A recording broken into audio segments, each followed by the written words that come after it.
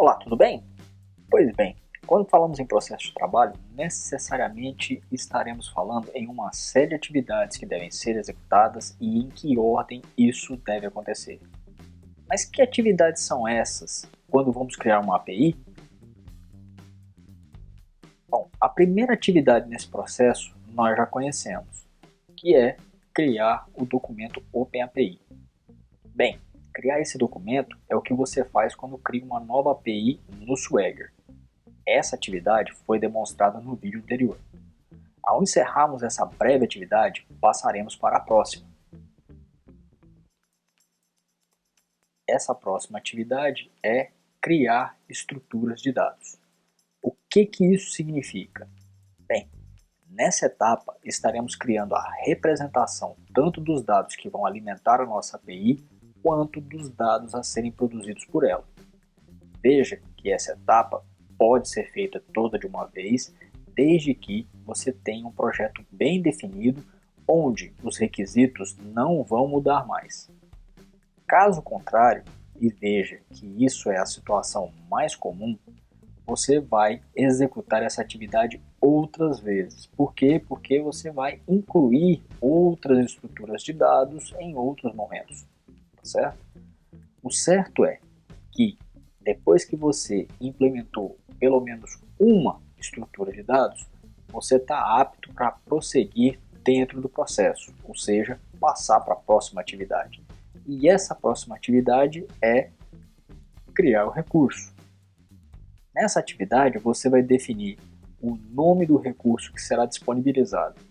Além disso, as requisições que esse recurso disponibilizará e as respostas para cada uma delas.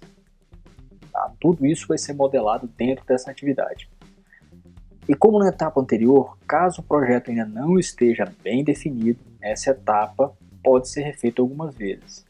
Mas veja o seguinte, que ao invés de a gente seguir para uma outra atividade, o que acontece é que muitas vezes a gente vai perceber que vai ser necessário criar uma nova estrutura de dados ou refazer uma estrutura de dados que já havia sido criada. Então, a gente vai voltar para a etapa anterior.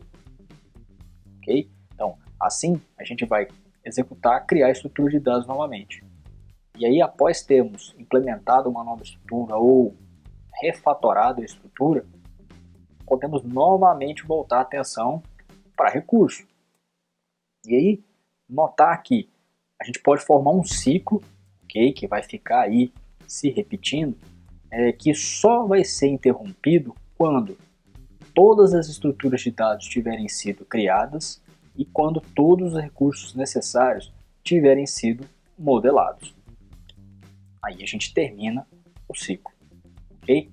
Mas vamos prestar atenção, ou vamos colocar nosso foco em cima de criar estrutura de dados.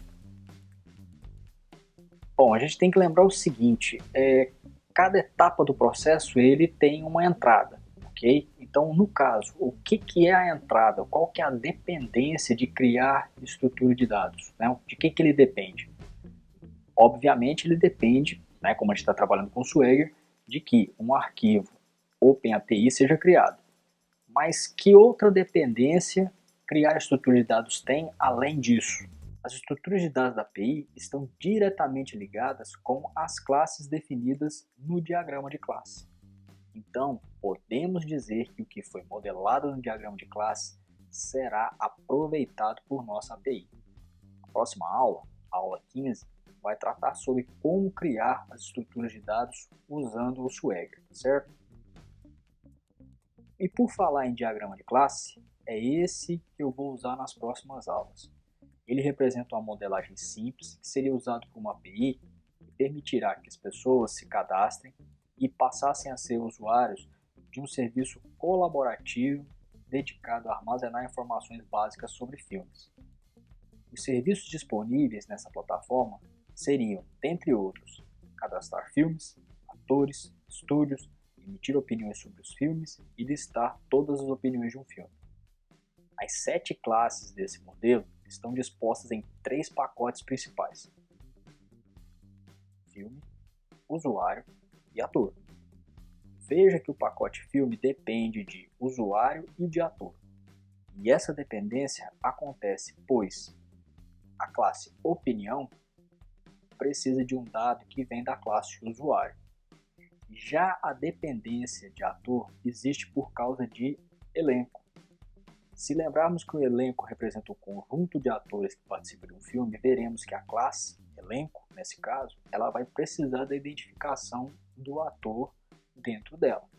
Perfeito? Então, por isso é que o pacote filme ele tem essa dependência então do pacote usuário e do pacote ator. Perfeito? Na próxima aula, nós vamos usar o Swagger e começar a definir as estruturas de dados desse exemplo. Até lá!